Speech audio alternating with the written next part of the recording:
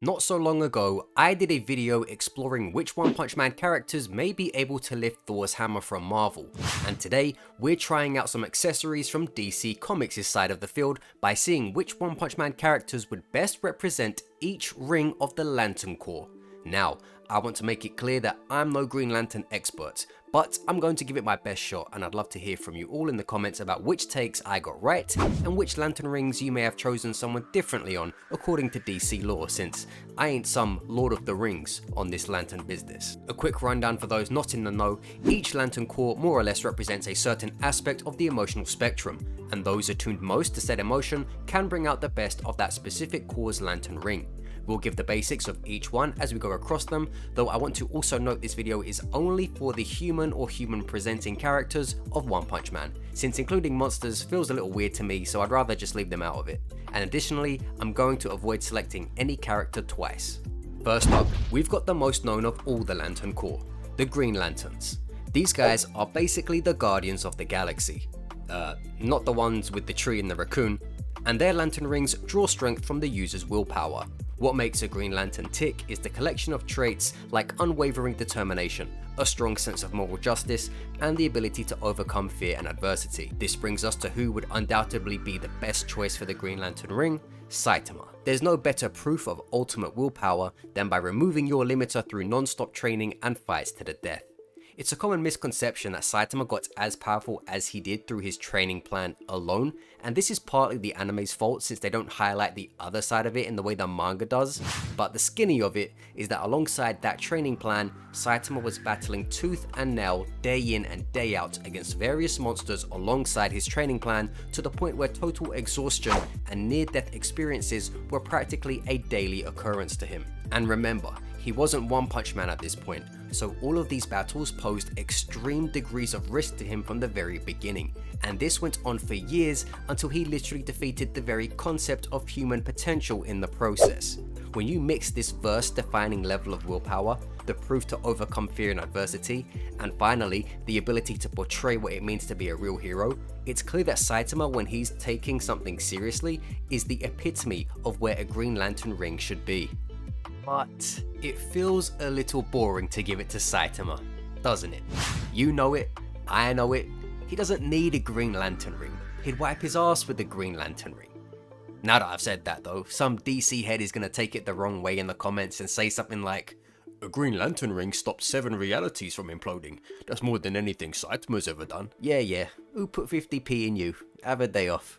Instead, what I'm gonna do is throw in my next choice for this section: Metal Bat. There's a handful of great options for this spot who you can't go wrong with, but Metal Bat is the one I'd go with. First of all, let's talk about that fighting spirit. You won't see many better representations of willpower than a guy who just gets stronger and stronger the more damage he takes while protecting the innocent, never giving an inch to those who would hurt others, and quite literally turning his own determination into a superpower. No gamma rays needed. Even Gardo said Metal Bat's tenacity doesn't make any sense. Atop this, as I mentioned in that Mjolnir video, Bat's as incorruptible as they come. He seems like a troublemaker on the surface, but there's a heroic spirit inside of him which will never break. He wants to protect the weak and inspire the young, and he'll swing a metal bat in any direction of any monster that seeks to disrupt that, no matter how big or dangerous it may be. Give this man his lantern ring. Next up, we have the Yellow Lanterns. Created by Sinestro after being ousted from the Green Lanterns, Sinestro created the Sinestro Corps, and these Yellow Lanterns are powered by their ability to instill great fear. The more you can create a terrifying, dominating presence which makes your enemies feel genuine fear, enough that even the sound of your name frightens them, the more powerful a Yellow Lantern you'll be. In fact, there's a sound which makes monsters themselves buckle at the mere beat of it. Yes, even creatures which have abandoned the warmth of humanity still feel a chill to their bones at the rumble of the King engine. Look, I don't want to overcomplicate this since I'm pretty sure most of you get it, but when you terrify bloodthirsty monsters the way King does, you've got some real big stocks on Fear Street. I think King might be one of, if not the only hero in all of One Punch Man who had a monster directly apologize and give up without needing to display any type of power to the monster beforehand. King doesn't even try to do any of this really, but at the end of the day, fear is fear, and King causes it in abundance toward the enemies of humanity. I was thinking Gardo could have been here too, but he was more obsessed with causing fear than actually causing fear by comparison, so I thought I'd use him for this following section. Founded by Atrocitus, the Red Lantern Corps gained their powers from rage. The sheer anger stirred with need for both violence and vengeance are what fuels the effectiveness of this lantern ring. For this, since Gardo didn't exactly feel right for fear, I think this is the better place to put him. And just for clarification, this is more Gardo in his hero hunting phase rather than monster or current. But why Gardo? Well, the Red Lantern Corps is a little more nuanced than just anger. Water runs dry without a well, and deep-rooted hatred is a well from which anger can draw from effectively. You need to be more than just someone with a short fuse.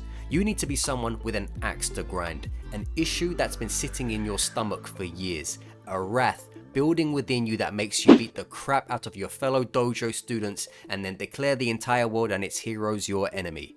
Inside Gardo sits a rage from the injustices he faced as a child, the unfairness society showed both himself and those who weren't deemed worth the time or grace of others. It can be easy to forget about Gardo's inner hatred of how humanity allows bullies to prosper and the unfortunate to suffer greater because he's such a slick cat. But the bone he has to pick with the world and its heroes does not forget. The lengths Gardo is willing to go within the story shows the true nature of his rage at society, and that's why he makes the perfect candidate for the Red Lantern Corps, in my opinion. You don't need to be foaming at the mouth and shouting Hulk smash to show your anger. Deciding to take on the planet in history's largest handicap match just to prove your hatred for the system makes it pretty damn clear the Red Lantern ring would have a tremendous source of power from Gardo's grudge. The Orange Lantern's choice was a tough one for this video though. This lantern ring is powered by greed, but greed in the sense of wanting everything for yourself selfishly, so this isn't the slam dunk for Pig God like some of you would have assumed. No, this isn't about food or gluttony, but wanting wealth, possessions and power for yourself and to hold control. This sounds like it'd be up Metal Knight's alley, except recent webcomic developments have only strengthened his moral character, so even though it hasn't happened in the manga yet, it feels weird to stick this negative perception on him, knowing it will get overridden. The same goes for McCoy, who is a sly guy in the Hero Association, and now the Neo Heroes. But again, he had kind of a moral tune-up recently in the webcomic too, so it also feels like he's not the best pick here anymore because of what will come to be. So, out of all the human choices, we're going with Gale Wind and Hellfire Flame. Yeah, I know they've been monsters, but they are still technically human too because they reverted and haven't been able to monsterize since their resurrection. So, why are these two? Well, they abandoned their humanity for the purpose of obtaining greater power, which they had planned to use to gain control of the world, or at least as much of it as they could. Since they were tools their whole lives who were used to kill, they wanted to be on the other side of the coin and take everything for themselves, cutting down anyone who would oppose their desire to plunder and conquer. Out of all the human characters in One Punch Man, I think these guys probably had the highest malicious greed compared to other characters, and since they were so greedy they'd throw away even their humanity to achieve it, despite getting it back unintentionally in the end, overall, this means they take the cake for me. And yeah, I know I've said two people here instead of one, but if you're in the One Punch Man community, then you understand that in any One Punch Man conversation, these two guys always seem to come together as a package. Now, I know some of you earlier on in the Green Lantern section were probably cussing me out when I didn't mention Moomin Rider. You were ready to shout, "Justice Crash!" once his name was mentioned, but it never was, and maybe instead you slammed your phone on the ground and said, "This channel fucking sucks!" But hey, I'm here to tell you Moomin Rider is in this video. I saved him for the Blue Lantern Corps. These lanterns are supposed to inspire in even the worst moments. Yeah, the moment that just flashed in your head when I said that, you already know why Moomin Rider is here. That last stand against Deep Sea King where a C-class hero stood up for humanity and gave people hope where A-class and even S-class heroes had failed, the Blue Lantern Corps was made to bring hope in a universe where terror could always strike, and thus their effectiveness comes from being supportive and bringing people together. Much like how Moomin Rider does when he always offers his aid in any way he can, galvanizing heroes around him to step forth and assist through the shining example he sets despite usually being one of the weakest heroes of those around him. Blue Lanterns are also the type to seek peaceful resolutions when possible, which reminds me of how Moomin Rider stepped in to save Gardo when he felt that Tank Top Master had taken control of the situation. They're not known for their strong attack output, but they're known for protection, support, and understanding. Sounds like a ring for Moomin Rider to me.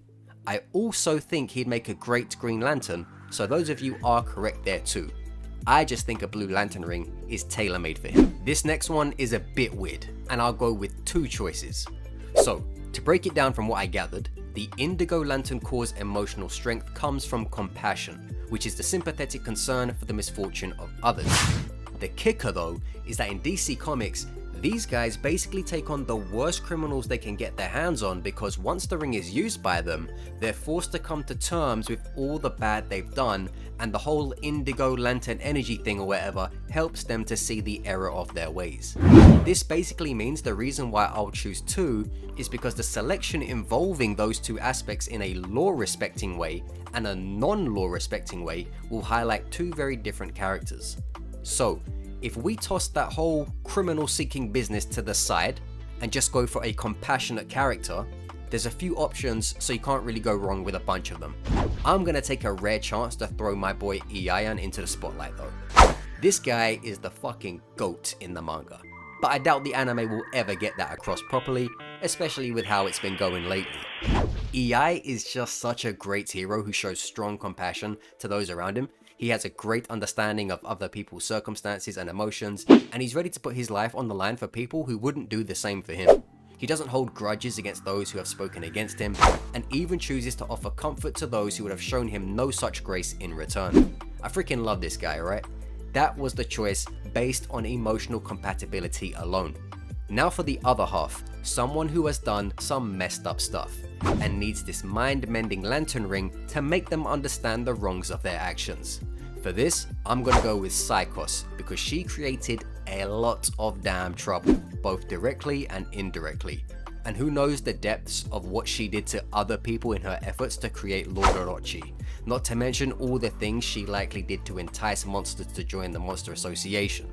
Yeah, I think she's a pretty good criminal candidate, mainly due to how far-reaching her crimes stretch to.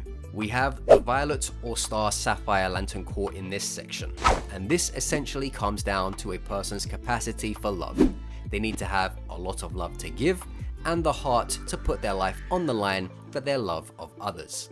So, look, I'm not saying he goes about it in the best way, but Puri Puri Prisoner certainly has a lot of love to give, and it always seems to be on his mind.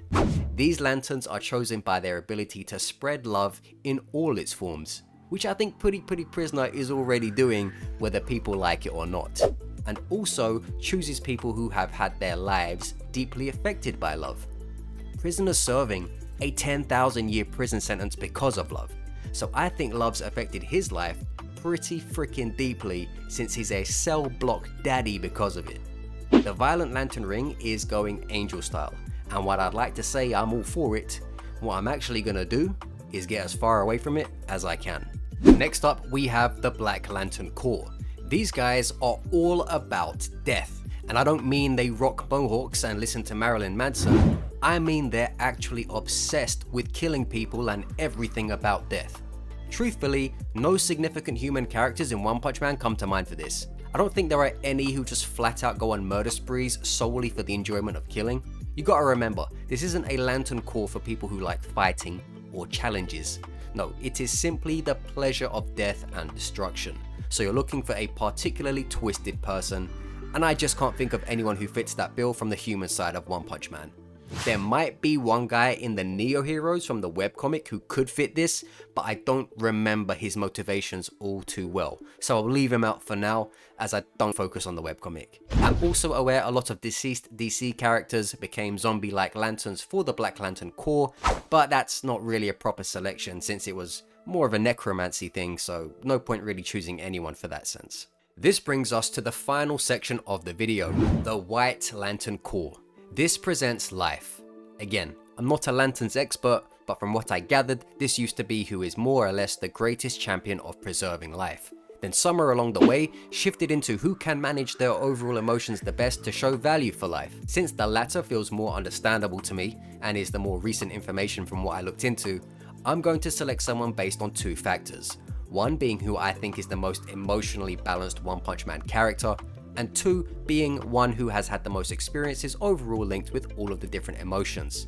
For what it's worth, there probably isn't a character who fits every category to the T, so no matter who you choose, they'll likely be lacking something here or there, which means I'm just gonna go with my guts and try to not overcomplicate it. Essentially, who would I trust with the strongest lantern ring of all? This ring channels life itself, can resurrect the dead, is able to bend reality, and can even battle cosmic entities. So you're gonna need to give it to someone relatively stable. For this reason, I choose Watchdog Man. You what? I'm just messing with you. I'm choosing to go with Zombie Man for my selection. Now, this might seem like kind of a weird pick. I've literally gone with the zombie to represent life, but hear me out. Out of all the S-Class heroes, Zombie Man has one of the most balanced personalities. He's cooperative, composed, respectful, clever, and compassionate. Most heroes in One Punch Man have a pretty big character flaw somewhere or another, yet Zombie Man happens to be very well rounded with a strong sense of justice to match. And sure, a lot of the heroes are good guys deep down, but Zombie Man's who even an idealistic kid like Child Emperor deems to be the ultimate role model of who he wants to emulate. And this is a kid who not only happens to be a genius, but also someone capable enough to lead a squadron of heroes. So that's an assessment which holds notable weight. I know some people might try to discount it a little since he's still naive in some areas of life, but Child Emperor knows what it means to be a true hero, to the point where he's one of the few people Saitama has commended in being so, which makes Emperor's appreciation very significant as judgment for Zombie Man's mentality. Let's go further. He's shown to overcome negative emotions to even extreme levels. He was an experimental project for the House of Evolution in the quest for immortality, tortured endlessly through brutal trials. He scoured cities for a chance to take his vengeance upon those who treated him like a lab rat, being killed over and over. Despite this, when he finally confronted Dr. Genus, even through all of his rage, he managed to put it behind him and somehow found it within himself to not turn that room into a crime scene, opting to speak with Dr. Genus and find a way past it instead. Zombie Man knows what wrath feels like because he's lived with it ever since escaping, and he was able to discard it in the golden moment of vengeance because he knows the value of life and protecting it. He knows compassion and calmness, and he has the determination to do the right thing when it matters. Garo got bullied as a kid and nearly ended up killing the whole world. Zombie Man was literally tortured to death over and over and over, and then managed to overcome his grudge and sit down over a cup of tea with the man who did it to him. What a fucking guy. Throw in the fact that Zombie Man experiences death often, he knows how frightening it can be, and all the more reason for why he values life and tries to avoid destruction or conflict when necessary. He's just a good guy, offering to take Child Emperor out for milkshakes, not crashing out when a Mind Mask called him a monster, supporting others when they need it. Zombie Man has walked out from the pits of hell itself and not only survived, but still managed to become a man who forgives, moves on, perseveres, and remains considerate of others even in the most challenging times. Zombie Man is the persistence of life itself, choosing to use his resistance to death as a means to protect the living. This is my White Lantern of One Punch Man, and seeming as these are all the main rings, this is where I'll leave it. You don't have to agree with mine, so let me know who your lanterns of each core would be and why. Thanks for watching. Be sure to check out other videos on the channel if you enjoy One Punch Man related content, and subscribe for more. Until next time.